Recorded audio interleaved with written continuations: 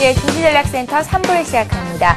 3부 아주 친절한 종목 상담 시간에는 여러분들을 위해서 1:1 맞춤 종목 상담 시간을 마련하고 있습니다. 샵 5588번으로 문자 참여하실 수 있고요. 문자 보내주실 때는 매수하신 종목의 가격과 이름, 비중, 그 밖에 추가적인 궁금증들 자세히 남겨주시면 상담이 가능하겠습니다. 여러분들의 많은 참여를 부탁드리겠고요. 자, 오늘은 어떤 궁금증들이 들어와 있는지 박미라 아나운서가 소개를 해드립니다. 살펴보시죠. 안녕하세요. 아주 친절한 상담 박미라입니다. 어제 첫 방송을 시작하고 나서 반응이 나름 뜨거웠습니다.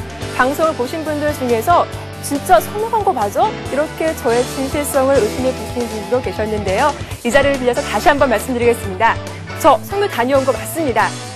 네, 요즘 날씨를 보면은 9월 날씨 맞나 싶기도 하시죠. 참 무더운 날씨가 이어지고 있는데요. 현재 남부지방에서는 9호 태풍 말로가 북상하면서 태풍의 직간접 피해가 예상되고 있으니까요. 피해 미리 대비하시도록 미리미리 준비하시는 게 좋겠습니다. 자, 오늘 시장도 종잡을 수 없게 흘러가고 있습니다. 오후장 들어서 어떤 흐름 이어갈 수 있을지 끝까지 잘 확인하시고요. 오늘도 아주 친절한 상담 두 번째 시간 시작하도록 하겠습니다. 먼저 오늘 작은 나그네님께서 문자 주셨습니다. 대우 인터내셔널 현재 33,000원에 50% 갖고 계신데요. 대우 인터내셔널 어제 조정받기도 했지만 오늘은 조금 오르고 있는 종목이기도 합니다. 자, 포스코가 대우 인터내셔널 인수에 나서면서 시너지 효과를 얻을 수 있을 것으로 예상되는 종목이기도 하죠. 역시나 작은 나그네님께서는 이러한 이슈를 중심으로 투자를 하고 계신데요. 자, 이런 기업들의 호재와 악재 민감하게 반응하는 편이라고 하셨습니다. 대우 인터내셔널 현재 수익 구간에 있는 만큼 단기적인 목표가 그리고 장기적인 목표가 궁금하다라고 하셨는데요. 혹시나 떨어질 수도 있을까요? 라면서 궁금하다라고 하셨습니다. 이어서 다음 분 물결님께서는 한화를 46,500원에 30% 갖고 계신다고 하셨습니다. 매수한 지 얼마 안 됐는데 벌써 악재가 나옵니다. 저 다치기 전에 매도할까요? 라고 하셨는데 맞습니다. 어제 한화그룹주가 비자금 의혹이 불거지면서 급락하기도 했었는데요. 하지만 또 전문가들 사이에서는 지금이 매수 기회다라는 의견도 있었습니다. 자, 물결님께서는 주가가 갑자기 떨어지니까 조금 불안해하시는 것 같은데요. 하나를 장기적으로 보유할 생각이라고 하셨습니다. 매수 타이밍 문제 없는지 전문가님들의 의견 궁금하다라고 하셨습니다. 그리고 마지막으로 닉네임이 상한가님이십니다. 상한가 참 마음에 드는 닉네임인데요. 이번에 GS 홈쇼핑을 85,500원에 매수하셔서 70% 비중 갖고 계십니다. 신고가를 경신했을 때 매도했었어야 하는 건데 매도 타이밍 놓친 건가요? 라고 궁금하다라고 남겨주셨습니다.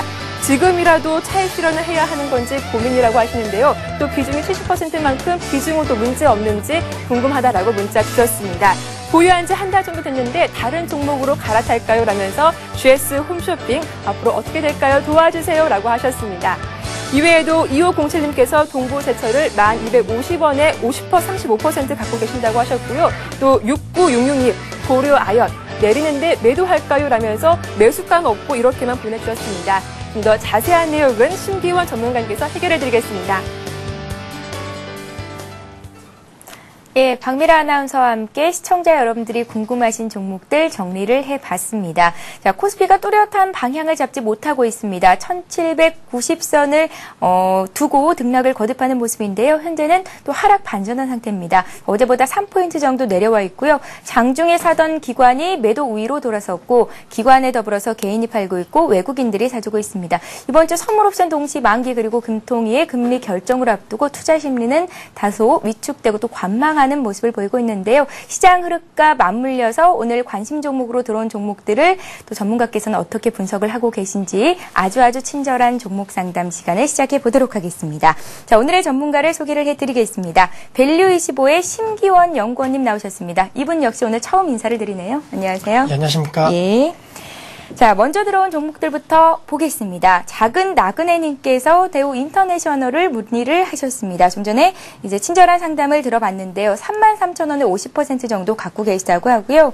연일 급등하는데 목표가와 향후의 전망이 알고 싶습니다.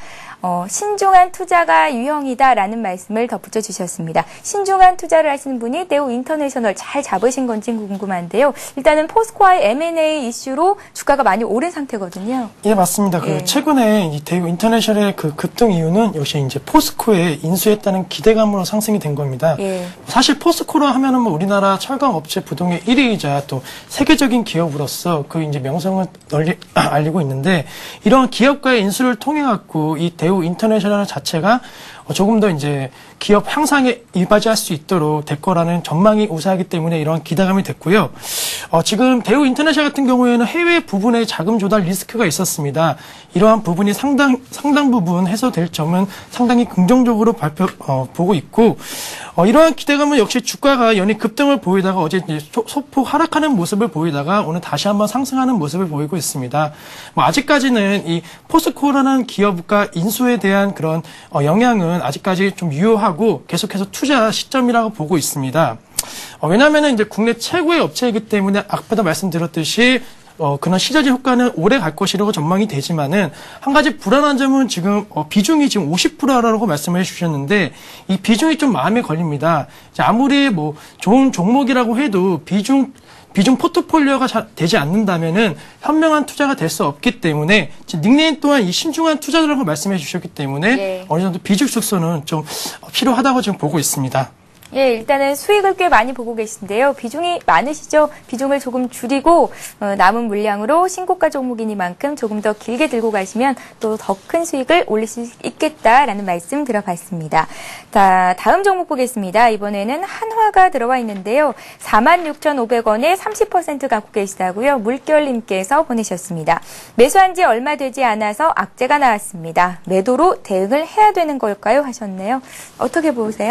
예, 하나는 뭐 우리나라 국민이라면은 거의 다 뭐 알 정도의 우리나라 대표 대기업입니다. 예. 하지만 지금 뭐 비자금 의혹에 따라 갖고 주가가 계속해서 하락하는 모습을 보이고 있는데, 뭐 이 점에 대해서는 크게 염려하실 거는 뭐 없을 거라고 생각을 합니다. 과거에도 이제 대기업은 이런 비자금 의혹이 많고 그때마다 이제 단기적으로는 하락하는 모습을 보였지만은, 뭐 검찰 조사가 진행이 되고 또 이제 회사 측에서도 해명하는 자료를 제출하다 보면은 다시 한번 증시는 반등을 하기 때문에 이 점은 또 특별하게 걱정하실 필요 없고, 또 이제 아이러니하게도 하나그룹주 펀드가 이제 어제 이제 출시가 되었습니다. 근데 이제 출시된 날 뭐 아이러니하게도 이제 이런 하나 비자금 의혹에 따라서 또 단기 하락을 했지만은, 정확하게 생각을 해보시면은 우리나라 이제 대표 대기업 그룹주 펀드가 한 5개 정도 있습니다.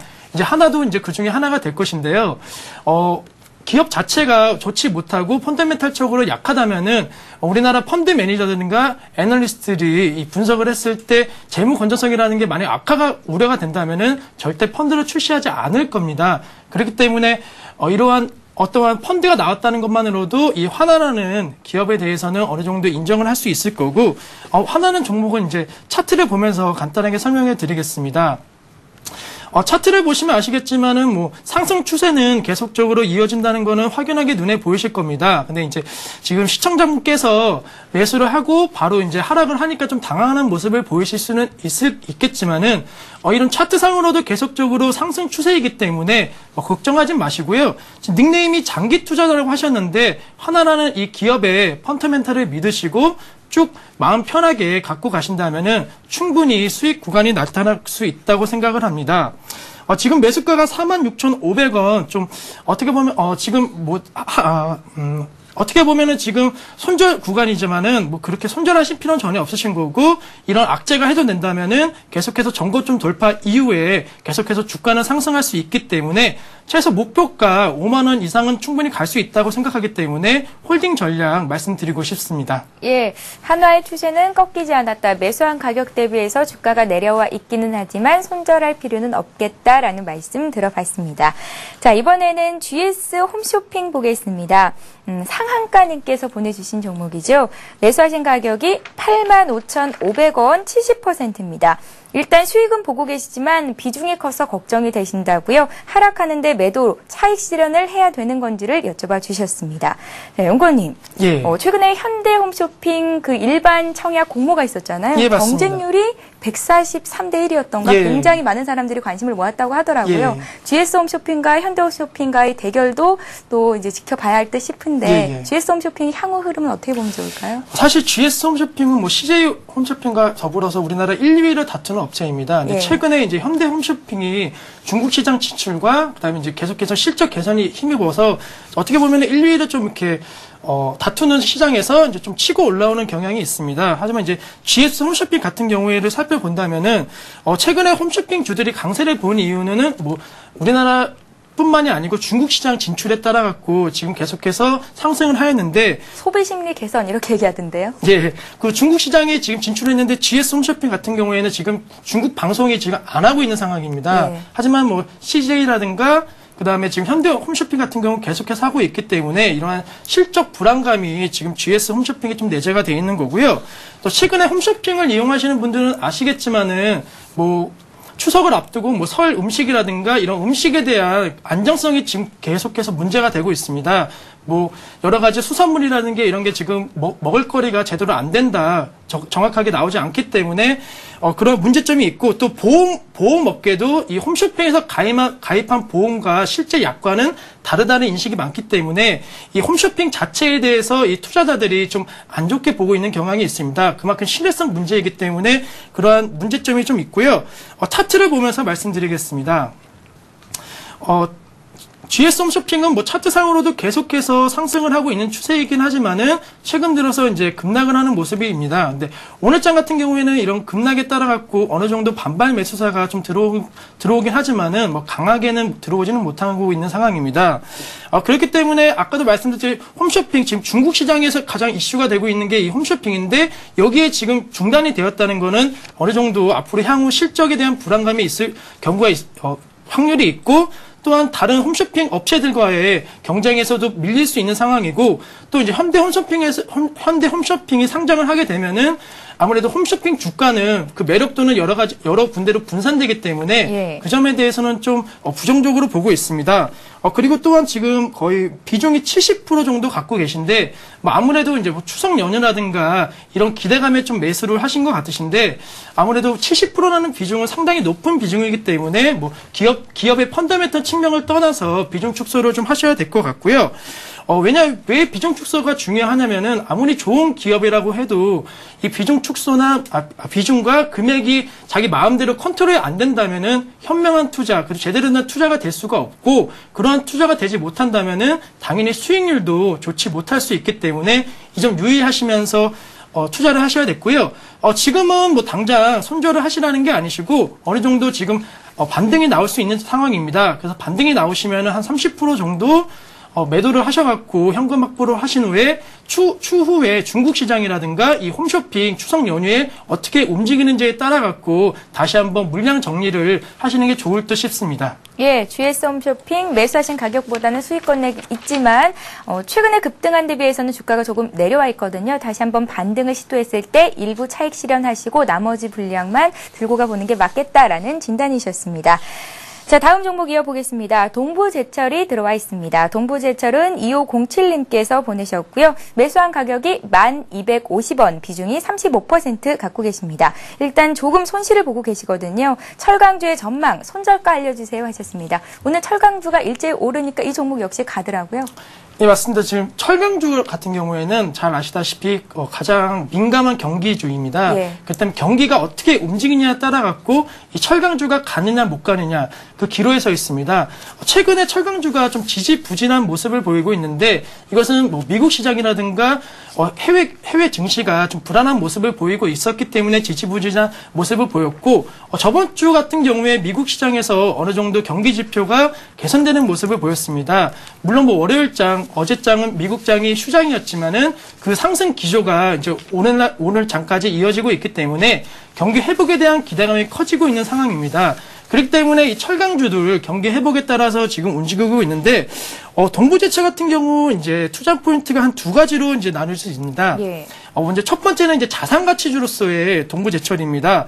동부제철은 이제 PBR이 0.33 그리고 BPS가 한 34,000원대로 주로 이루어지고 있습니다. BPS라는 거는 뭐 쉽게 설명해 드리면은 기업의 자산을 다 매각을 했을 경우 그 가치를 각 주주들에게 나누어 주었을 때 한 주당 돌아갈 수 있는 가격을 의미합니다. 그 가격이 지금 34,000원대로 나오고 있는데 지금 현 주가 보시면은 한 10,000원 언저리에서 움직이고 있습니다. 굉장히 저평가되어 있네요. 예, 단순 계산하면 뭐 한 3배 정도 더 올라갈 수 있다고 물론 그렇게 보실 수 있겠지만은 뭐 그러한 것 떠나갖고 지금 가격적인 측면에서도 상당히 저평가가 돼 있고 두 번째 투자 포인트로는 이제 중국 위안화 절상에 따른 수혜주가 될 가능성이 있습니다. 아시다시피 저희 철강 업체들은 중국 업체들과 최근에 이런 가격이라든가 그다음 기술 경쟁력에서 서로 이제 경쟁을 하고 있는 업체인데 최근에 위안화 절상이 될 가능성이 높기 때문에 이러한 위안화 절상이 됐을 경우에는 중국 업체들은 이 가격 경쟁력에서 밀립니다.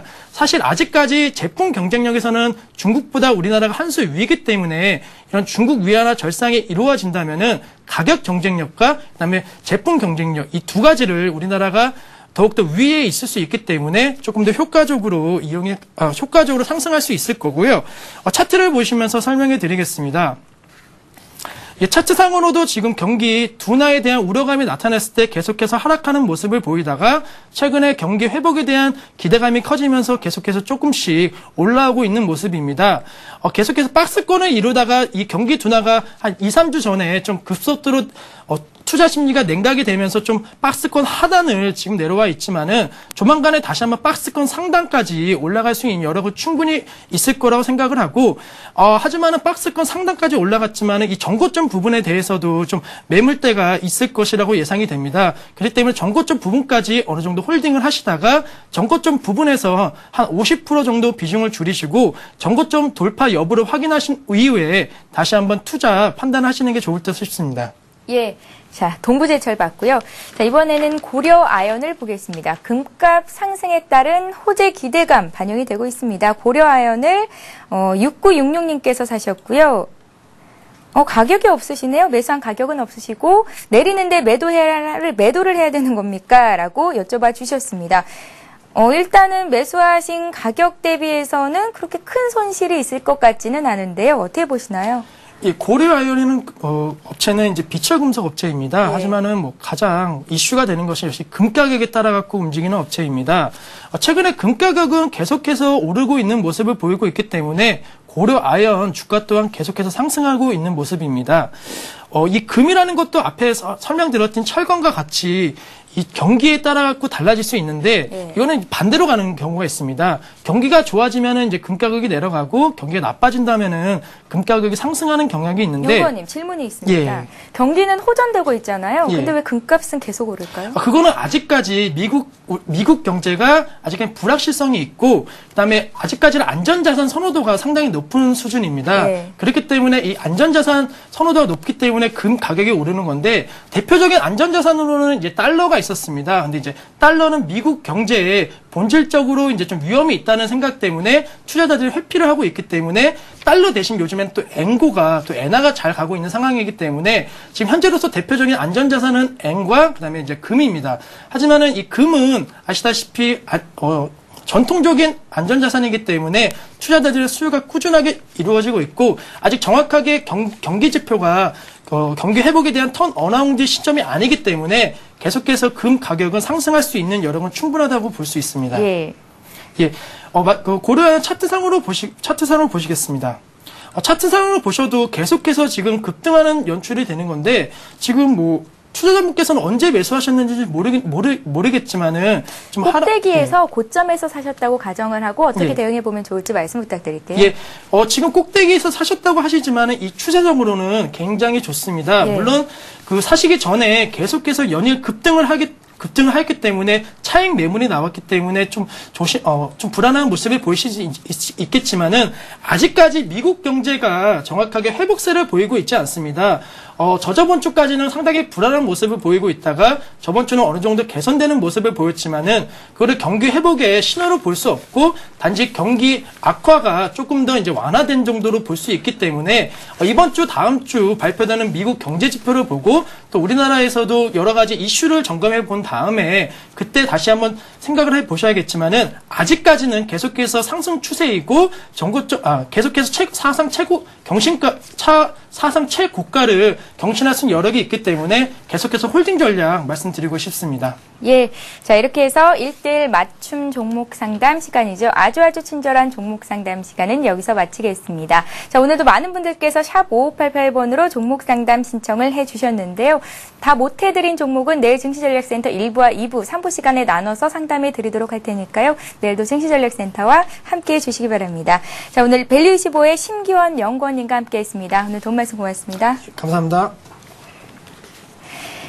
예, 현재 이 시각 코스피 코스닥이 피는 어떤 움직임 보이고 있는지 살펴보겠습니다. 먼저 코스피 시장으로 갑니다. 자, 코스피 지수가 현재 하락하고 있습니다. 장중 등락을 거듭하고 있는데요. 어제보다 한 5포인트 정도 밀려와 있습니다. 1787포인트. 장 초반에는 상승 반전하기도 했는데 현재는 기관이 매도로 돌아선 영향을 받고 있습니다. 개인이 다시 매수로 돌아섰고요. 외국인들이 1194억 원 사면서 지수의 하방 압력을 다소 완화시켜주고 있습니다.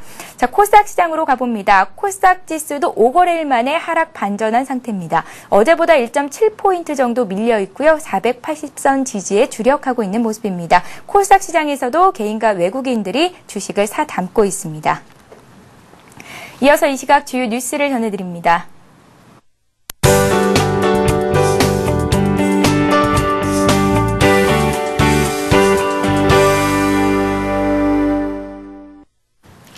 이 시각 주요 뉴스입니다. 올해 2분기 엔겔 개수가 약 9년 만에 가장 높은 수준을 기록했습니다. 한국은행과 통계청에 따르면 2분기 우리나라 가계의 엔겔 개수는 13.3%로 집계됐습니다. 2분기 엔겔 개수는 2001년 3분기에 13.8% 이후 8년 9개월 만에 가장 높았습니다. 엔겔 개수는 가계의 최종 소비 지출액 중 음식료품이 차지하는 비중으로 이 비율이 높으면 서민의 가계 살림살이가 팍팍해지는 것을 의미해 후진국에서 보통 높은 편입니다. 통계청은 최근의 엔겔 개수 상승이 농산물 가격 급등에서 비롯된 것으로 분석했습니다. 금융감독원이 라응찬 신한금융지주 회장의 금융실명제법 위반 의혹과 관련해 신한은행에 대한 현장 조사에 착수했습니다. 김종창 금융감독원장은 오늘 신한금융 라 회장에 대한 조사가 본격화됐다고 볼 수 있다며 현장 조사에 이미 들어가 있는 상태라고 말했습니다. 라 회장의 실명제법 위반 의혹은 신상훈 신한지주 사장의 검찰 수사권과 맞물려 신한금융의 지배구조에 적지 않은 영향을 미칠 수 있어 금감원의 조사 결과에 이목이 쏠리고 있습니다. 금감원은 라 회장이 개설한 차명 계좌가 단일 계좌가 아니라 오랜 시간에 걸쳐 여러 계좌로 나뉘어 운영되어 온 점에 주목하고 있습니다. 정부가 부동산 거래 활성화를 위해 도입한 생애 최초 주택구입자금 대출 제도를 오는 13일부터 실시합니다. 생애 최초 주택자금 대출은 가구원이 모두 주택을 소유한 적 없는 무주택자로 부부 합산 연소득이 4천만 원 이하여야 합니다. 대출 가능 주택은 비투기 지역의 85제곱미터 이하로 6억 원 이하여야 하며 연 5.2%의 금리로 2억 원까지 지원됩니다. 국토부는 대상 주택을 신규 분양 아파트뿐 아니라 기존 주택, 단독주택, 다가구 주택 등을 모두 포함시켰습니다. 아이가 3명 이상인 다자녀 가구에는 대출 금리가 추가로 인하돼 적용됩니다. 생애 첫 주택 대출은 중도 상환 수수료가 부과되지 않습니다. 오는 2012년까지 스마트 TV를 상용화하는 방안이 추진됩니다. 지식경제부는 전 세계적으로 경쟁이 격화되고 있는 스마트 TV 조기 상용화를 위해 연구 개발 및 제도 개선 방안 등을 포함한 종합 대책을 준비 중이라고 밝혔습니다. 정부는 스마트 TV와 3D 기술의 연계, 스마트 TV 분야 콘텐츠 및 소프트웨어 개발 방안 등을 마련할 예정입니다. 지경부는 또 삼성전자, LG전자, KT 등 전자 및 통신업체, 관련 연구소 등이 참여하는 스마트 TV 포럼 창립식을 오늘 개최했습니다. 포럼 회장을 맡은 윤부근 삼성전자 사장은 스마트 TV 활성화를 위해 다양한 업체가 협력할 수 있는 비즈니스 모델을 만들 것이라고 강조했습니다. 자, 이 시각 주요 뉴스를 전해드렸습니다. 어제 이어서 전문가들의 데일리 종목 배틀 그리고 위클리 종목 배틀의 종목을 소개를 해드렸는데요. 재밌게 보셨는지 모르겠습니다. 자, 종목 상담 문자를 보내주실 때는 수익률이 가장 높을 것 같은 그런 전문가에게 문자를 보내주시면요. 저희가 선물을 드리고 있는데요. 책 선물 받을 수 있는 기회도 놓치지 마시고 종목 상담뿐만이 아니라 수익이 더 높을 것 같은 전문가에게 한 표 주시는 문자도 많이 참여해 주시기 바랍니다. 자, 저희 증시전략센터는 시청자 여러분들이 항상 즐거울 수 있도록 언제나 노력하는 모습 보여드리겠습니다. 오늘장 투자 전략도 잘 세워보시고요. 저희는 내일 이 시간에 다시 오겠습니다. 고맙습니다.